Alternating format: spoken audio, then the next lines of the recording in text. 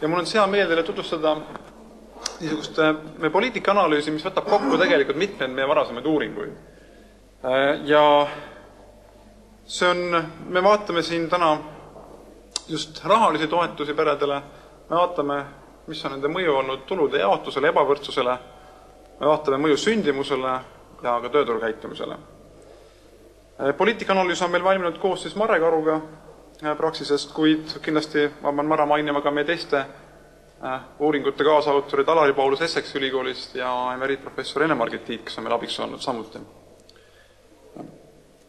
Nii, kui läheme kohe sisu juurde, et meil on siis lastega perede toetamiseks Eestis palju erinevaid skeeme. Hakkame pihta universaalsetest peretoetustest, mida makstakse riiklike peretoetuste seaduse alusel, mis sõltuvad siis leibkonna struktuurist ja mitte sissetulekust, nagu lapsetoetus, lapsehooldustasu, paljulapseliste perede toetus, mis meil vahepeal oli, üksikvanema toetus ja nii edasi. Meil on toetused, mis sõltuvad sissetulekust kas siis positiivselt või negatiivselt, nagu näiteks toimetulekutoetus, mida makstakse just leibkondadele, kus on sissetulek hästi madal. Meil on maksuvaba tulu lastega peredele, mis sõltub sissetulekust positiivselt, seda saavad kasutada need, kellel on piisav sissetulek. Meil on veel toetused, mis sõltuvad vanemate varasemast palgast, nagu vanemahüvitis, või ka siis rasedus- ja sünnitushüvitis, mida maksab haigekassa. Lisaks on meil kohalike omavalitsuste toetused, võivad olla kas universaalsed, nagu on kohalike omavalitsuste sünnitoetus, või ka eraldi veel mingi abivajajatele. Nii, ja loomulikult on olemas meil mitmesugused teenused, olgu need siis tasuta teenused või subsideeritud teenused. Mida meie täna siin vaatame? Meie vaatame täna rahalisi toetusi.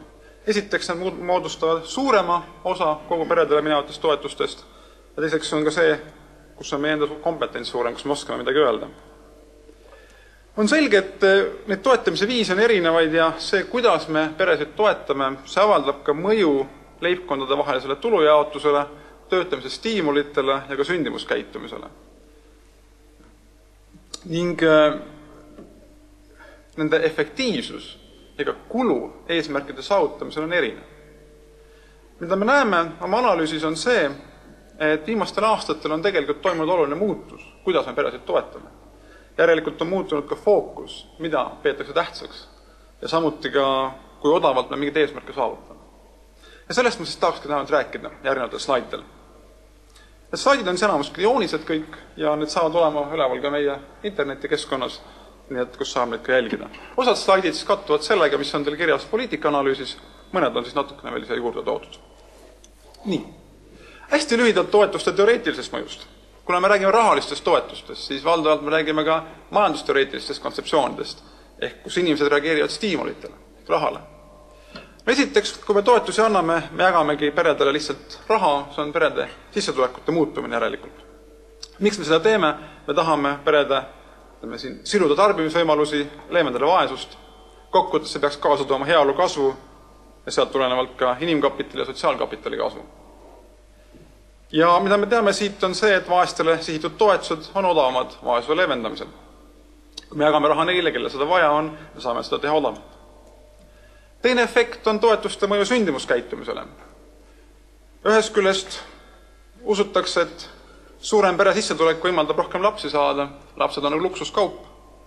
Kui me oleme rikkamad, siis on meil võimalus ka lapsi kasvatada.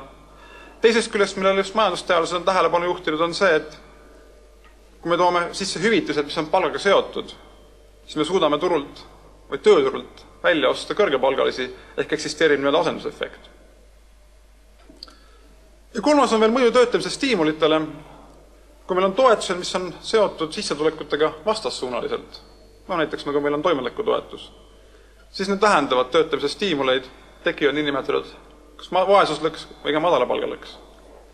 Teisest küljest sissetulekega samasuunalised toetused, nagu näiteks meil vanemahüvitis või ka tulumaksuvaba, täiendav tulumaksuvaba tulu, need suurendavad töötamise stiimuleid.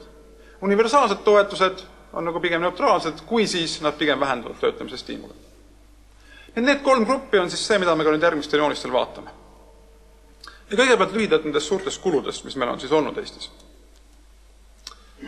Mida me vaatame? Me vaatame toimetulekutoetusi, peretoetusi, rasedus-sünnitushüvitist täiendavat maksuvaba tulu, vanemahüvitist. Mida me ei vaata täna on niisugused väiksemad toetused, mida veel makstakse riigi poolt või ka kohalike omavalitsuste poolt makstavad rahalised toetused, mille roll kogu toetuste paketis on rahalises mõttes suhteliselt tagasihoidlik.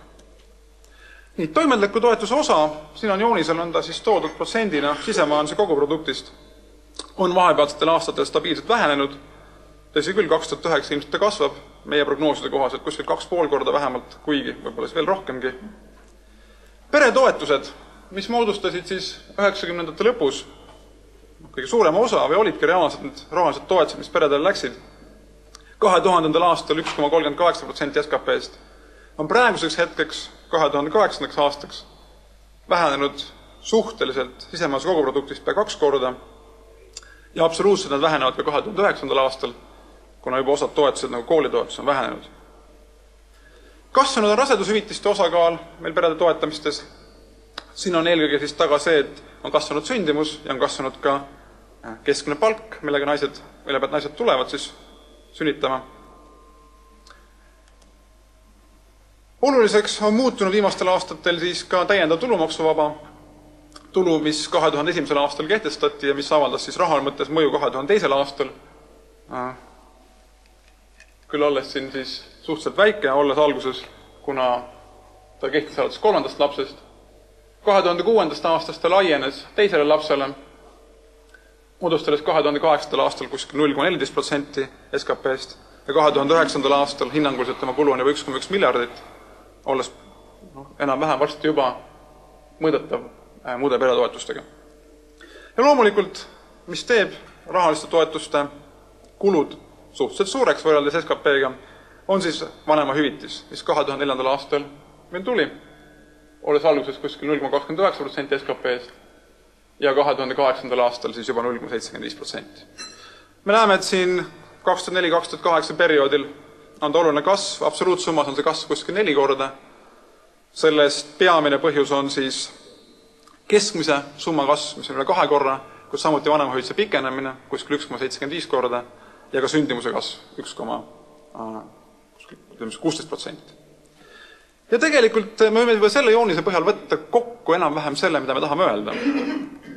On see, et mida me näeme kogu peredele minevast rahast, kasvab sissetulekust positiivselt sõltuvate toetuste osakaal, mis 2009. aastaks moodustab pea 2/3.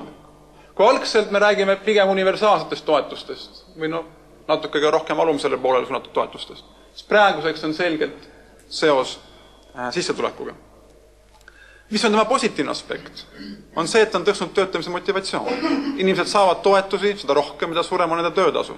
Ja meie analüüs viitab sellele, et on olemas seosed.